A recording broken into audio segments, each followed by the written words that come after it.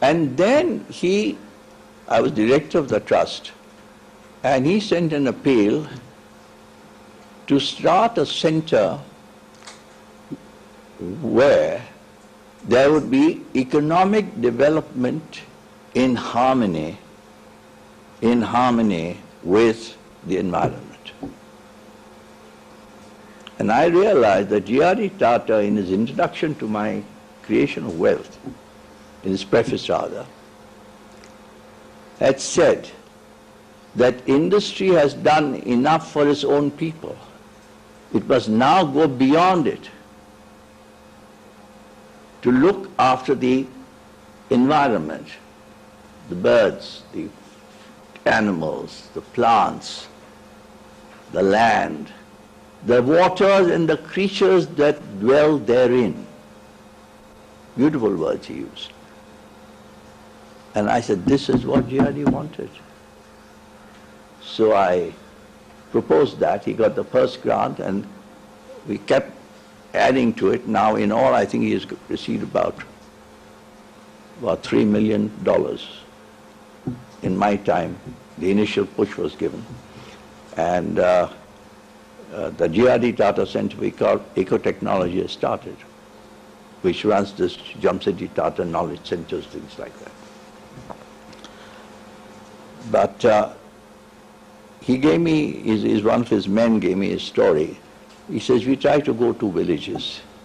They can't do it all over India, in Tamil Nadu mainly. And every village has some asset. Then they went to a village where there was no asset, none at all. Otherwise they help with dry farming and things like that, growing pulses which need less water and so on. And they found that the only thing left there which was spare was water pipes which the government in its generosity had abandoned after laying some water pipes, you know, the empty pipes, they were left there. So one person said, why don't we seal up one end, cut the pipes, and give it to the villagers, give them fishlings to go grow ornamental fish. You know, Madras has got an association with Singapore somehow, trade association is very strong. And the Chinese love ornamental fish. Every Chinese home almost has ornamental fish. And an Indian entrepreneur was exporting it, if he could get hold of it. And here, these poor ladies who were not earning a penny now get 1,200 rupees a month easily. They just take the fishlings, grow them into good size, and sell them. And then the entrepreneur does everything and he just buys it off them. But these are simple methods which create wealth, to me more important than big steel plants. One other person is, who has inspired me greatly is Martin Luther King. You will see in the Northeast Room a picture of his here. And he would have been a good pastor, a good parson, and died. But he was, just as Swaminathan was stirred by the famine, he was sparked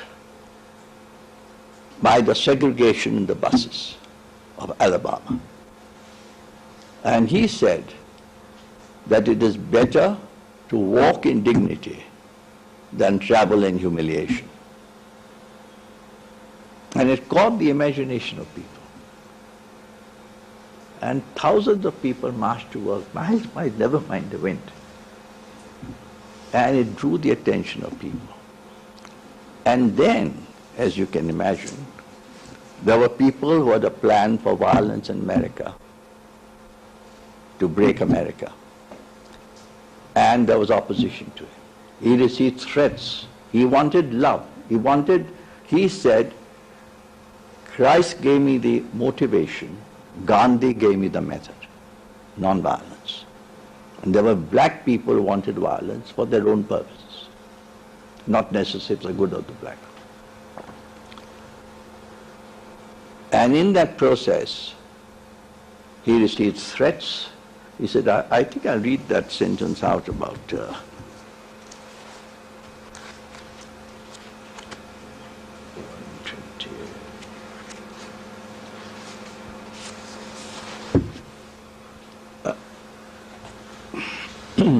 a day seldom passes that my family and I are not the recipients of threats of death. I've been the victim of near fatal stabbing. I must admit that at times I felt I could no longer bear such a heavy burden, and I've been tempted to retreat to a more quiet and serene life. But I have learned that the Master's burden is light precisely because we take his yoke upon us. My sufferings mounted. I realized there were two ways in which I could respond to my situation. Either to react with bitterness or seek to transform the suffering into a creative force. And then he says, your conviction goes to such an extent. If every Negro in the United States turns to violence, I will choose to be the one lone voice preaching this is the wrong way. This may sound like arrogance, but it is not intended that way. It was simply my way of saying, I would rather be a man of conviction than a man of conformity. I think that's a choice many of us face, to be a man of conviction or a man of conformity. And if you really want nothing for yourself, you'll be able to stand up, especially if your wife supports you. It's very important, and I hope that all of you will one day come here with your respective wives. Do come here. Bring your children here if you want to speak to Arun or somebody at the right time. I'd like to speak just till 10, not beyond it, and thereafter questions. I've known two civil servants personally very well, and Mike Brown there, whose father incidentally created the architecture of this place as a contribution from Australia to India. I went to his office in Adelaide, his father's office, and people decided to work 1 hour more every day voluntarily to design this center. He was a very fine architect and a lovely human being. And he has written a book here where he's written about the two friends I knew. It's called No Longer Down Under, Australians Creating Change. And one was a delightful civil servant who was advisor on foreign policy to 7 prime ministers. But he always said he was advisor to foreign policy to 6 prime ministers. So one of his friends said, but why do you introduce yourself incorrectly? You advisor to 7 prime ministers in foreign policy. One man didn't take my advice.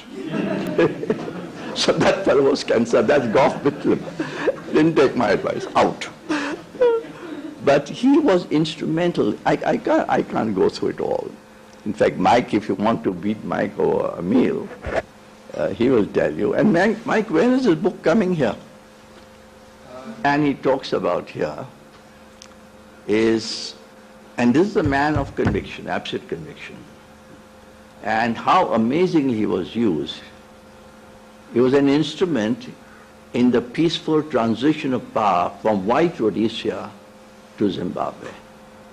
That it has gone the wrong way afterwards is not his fault. The leaders failed Zimbabwe. The other person is Kim Beazley. When I met the president after this book was launched, his office was pestering me to send the book in advance. I said, but I'm coming and presenting it to him a few days after the release. No, send us a copy now. So I sent him a copy on a Tuesday. By next Wednesday following week,